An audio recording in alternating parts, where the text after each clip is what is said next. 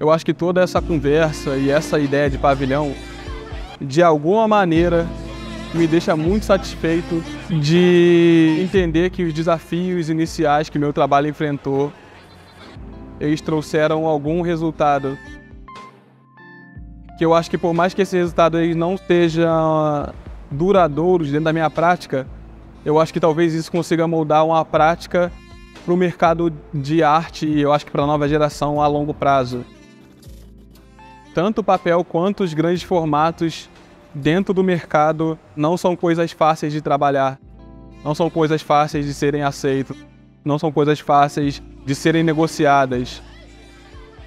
Mesmo indo adiante trabalhando com grandes formatos de papel pardo, que é um papel mais ácido, e com materiais tão duvidosos como a tinta de parede, o relaxante de cabelo, sobre esse papel, ao mesmo tempo parece ser muito curioso e muito impressionante eu ter conseguido me estabelecer indo adiante com esse tipo de alquimia.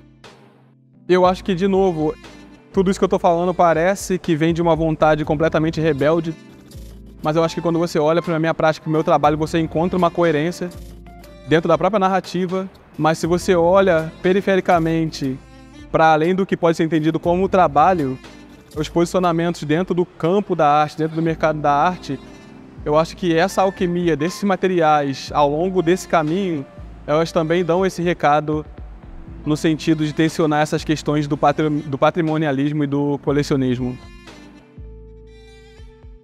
No início da minha prática, quando eu começo a usar os materiais que são mais rudimentares, tipo a tinta de parede, o látex, né? A graxa de sapato, o enê, o tijolo. Esses são materiais que, com o tempo, você vai entendendo que existe uma coerência muito forte com a temática do trabalho. Quer dizer, o enê, ele faz parte da história das mulheres pretas na favela, como fez parte da história da minha mãe, da minha irmã. A graxa, que era o polidor que eu usava para tratar o meu coturno na época do exército.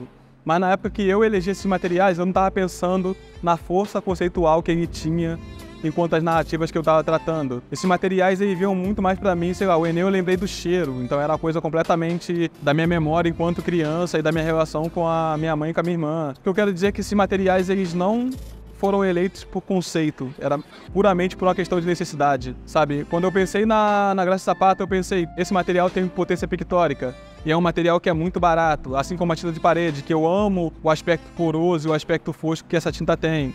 Mas, sei lá, com R$20 você compra um baldinho desse e você tem tinta para quase um ano inteiro.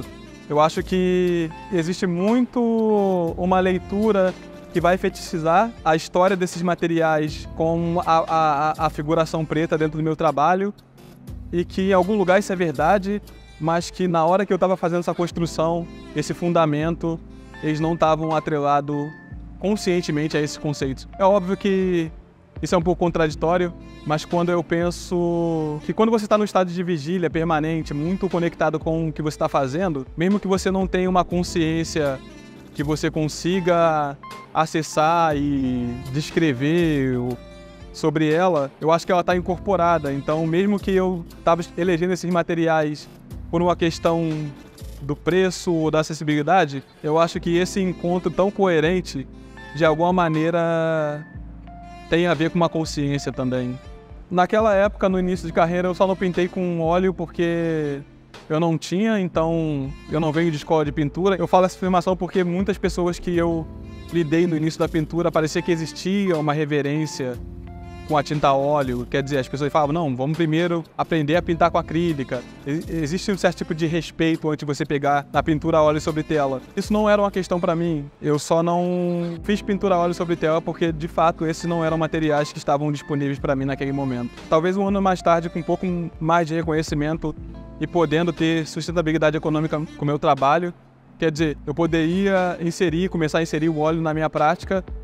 Eu preferi continuar me afirmando com os mesmos materiais que eu trabalhava, mas não só pela questão fundamental ou pela questão conceitual que já estava muito bem pré-estabelecida ali, né, nessa construção, mas eu também ficava muito incomodado de entregar o que o mercado estava pedindo. No início, quando eu apresento os meus papéis com esses materiais que são materiais mais duvidosos, a demanda por tela, por pintura a óleo sobre tela, foi uma demanda muito intensa. Era uma pressão que voltava do mercado recorrentemente.